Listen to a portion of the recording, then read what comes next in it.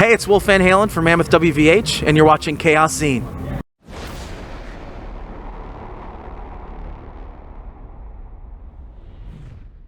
Okay, so what's up everyone? Chaoszine is today here at Copenhell Festival, and I have the pleasure today to talk to Wolfgang Van Halen of Mammoth Wolfgang Van Halen. That was a tough one to say, but how are you, man? All good? I'm really good, man. It's a pleasure to be here. So in general, how's the summer been for you and the band? It's been busy, and that's good. It's exciting. You know, we've been touring a lot, getting ready for the new album coming out in August, and then when that comes out, we'll tour some more. So touring. Touring, and touring, yes. Today you played here at Copenhell, so how did the gig go? It was wonderful, man. I was initially scared, just because the word hell is in the name of the festival. I'm like, wait, we're not heavy enough for this. But we played all our heaviest songs that we had, and I think the crowd really enjoyed it. It's, you know, it started out small, and then everybody started to join up. It was really cool. And there was a storm also yesterday, and architects had to cancel. And so it's starting to rain right now. So yep, unfortunately. We got it out early, so we were able to actually play the show. So. And you just played a show with Metallica as well. Last night, yeah. So what kind of like experience that was? Because the stage is also a little bit different, where I guess most of the bands are used to. Yeah, it's a very unique stage, and it takes some getting used to, but I think this is our fourth or fifth show on it, and I think we're finally getting comfortable with it. Metallica audience is obviously quite diehard. Yes. So how has it been to sort of like perform a little bit different kind of music in front of them? It's a different thing. It's like festivals, you know, where people don't really know you, and you're kind of auditioning for their attention. Yeah.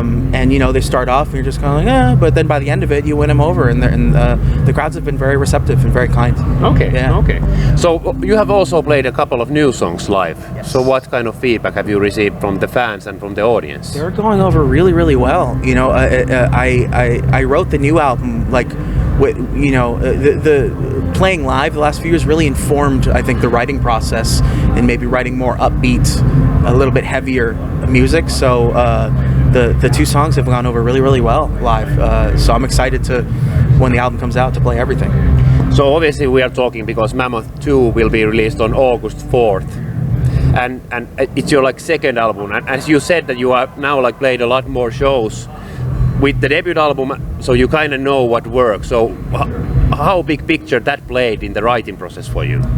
Yeah, I think I just coming into the process with more confidence, instead of trying to figure out what the project was in the first place, like the first album, I was able to kind of experiment and just overall be more comfortable with the process. And I think I ended up, I think that's how things ended up getting a little heavier. But you know, it's just as melodic, so I think you know, it won't feel alien compared to the first album. But it's definitely an evolution. I think there's a bit of a progressive element to it. Some of the songs are almost 7 minutes. It just kind of allowed me to experiment with what is expected of Mammoth. So it was really fun. So you have now had also the same band for quite a while. So have they done something for the album, or was it done like the first album, completely by your own? Yeah, it was done like the first album. I have such a fun time in the studio that you know, it's really where the only time I get to play drums anymore. So it's a lot of fun. I have fun kind of putting the pieces together and doing that in the studio. So you have also like recorded all the instrument on the album? Yeah. This album, it's the same like the first one. Everything here is played and written by me. Okay. And you obviously recorded the album again with like Elvis Basket, who did the first album as well. So was it like immediately the plan when you got the first one out that you want to continue working with him? Oh yeah, no, I can't see myself working without him. We're such our partnership is so key to the core of what Mammoth is. Like he's the other half of it in the studio, so he helps make it happen. I couldn't do it without him. It wouldn't be the same. So how precise are you with the decisions you do in the studio? If he gives you like an advice, do you normally follow, or is it like a decision that... It's a collaborative effort. I mean, overall, you know, I think it ends up being, you know, what I think, but you know, if he has, you know, good ideas or a good suggestion, or, you know, knows, you know, he's been in the business for a long time, he's very experienced, so it's a great person to have there to have his ear.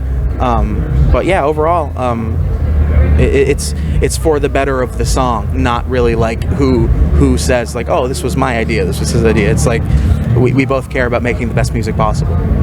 So obviously with the first album you got like amazing reviews and you also charted with the album quite well. So did that give you like any sort of pressure? Do you take pressure from that kinds of things? I think after a successful debut album, I guess I think everybody's kind of itching to see that sophomore slump, so to speak. Maybe that was the one thing I tried to avoid. I wanted to make an exciting, great follow-up to the first album, and I think we did it. I think that's up to everybody else to decide. But personally, as a fan of I think you write music that you want to hear, and as a fan of that, the second album has really excited me, and I think it's better than the first one. So you said that the album turned out a bit more like heavier. So was there like some specific reason, and was that the goal also, or did it just like eventually happen like that way? Not really. I think I enjoy heavy music, and it just kind of seeped in a bit more now that I was comfortable with the process and started trying to find my own sound from the beginning. Okay. So what can you tell us like overall about the lyrics on the album? What kind of like topics are you dealing with? Is there like some certain like concept behind it, or is it like just separate songs? No, it's separate songs. There's no concept. It's really conceptually it's all coming from me, so overall no sort of concept or anything. It's just whatever each song is about, each song. So where have you drawn like influences? Does it come like from the daily life, or reading books or movies or that kind of stuff? No, usually for me it comes from sort of personal trauma almost. I think it's a really therapeutic thing for me to write music and to play music, so I think I just kind of work a lot of shit out while I'm writing music. The album cover, you could say that it's interesting. Yeah. So where have you actually does it reflect the album somehow? I think so. I think Another Celebration at the End of the World would have been the album title if Mammoth II wasn't, and I think it really resonates with the album cover. I think it's a beautiful piece of art that it really resonated with me when I saw it, and I'm super happy to have it as the album cover. Okay, so the album was supposed to be like something different title like in the beginning, or that was sort of like I think I always wanted it to be Mammoth II, but that piece of art, it was a piece of art before the album cover. Okay. But it just really, I don't know, resonated with me and how I've been feeling the last few years, and I just thought it was a really great piece of art, and it's the perfect cover, I think. So obviously now there's been like a lot of talk about artificial intelligence, and everybody's talking how it's sort of like is making the world a new place sort of. So how do you see it like when it comes to like combined to music? Would you see yourself like making an album with AI someday, or use AI for something within making music? Not generative AI. Generative AI is dumb when it comes to music. And I think that was a big misconception in this day and age with, social media one-liners where you can't really tell the whole story. I think that whole thing that came out with Paul McCartney using AI on this new Beatles thing, it's like everybody was trying to make it seem like he was using generative AI, like making a fake John Lennon sing, which wasn't what they were doing. They were using a thing to separate his vocals from an old demo. But of course nobody reads the article, they just read the tweet and they get pissed off without even informing themselves. Big surprise. But I think in applications like that, it can be helpful, but it can't replace our brains and our creativity. They wouldn't exist without us. So the only thing they can do is just take what we've done and shuffle it up. M. Shadows of Avenged Sevenfold said that he would sort of license his voice to AI, that some people could like create new songs with his voice on it. What do you think about that? That's really fucking stupid. They're cool, but that's dumb. You wouldn't lend your voice for somebody to make new songs of it? No, I mean, I would make the dumbest shit possible. That'd be really fun. Actually, I'm gonna find out, see if I can make just a dumb. That's really funny. There's also obviously been a lot of talk about backing tracks. It's been like the hot topic. Yes, I've been attacked for the past week over what I said on Ola's show. And I can't make it clear enough. I think if you're replacing core tracks, that's dumb. Like, you shouldn't. If your laptop goes down, you should be able to play. I think, like, if it depends. There's a line for everybody. But if you need a laptop with 60 stems running to play your show, that's not a show. You're miming it. You know, you should be able to play your instrument. You shouldn't be miming anything.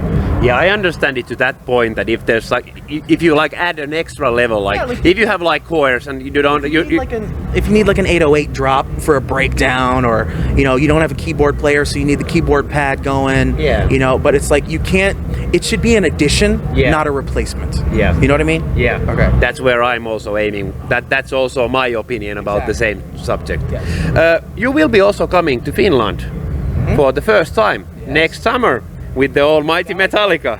So how much are you looking forward to that? Oh man, I can't wait. The few shows that we've done so far have been crazy. The stage, I don't know if you've seen it. It's just insane. Yeah, I have. The big circle. I think we finally have just gotten used to it now that we are done playing in Europe for the year. Now we're going to play in the States in August.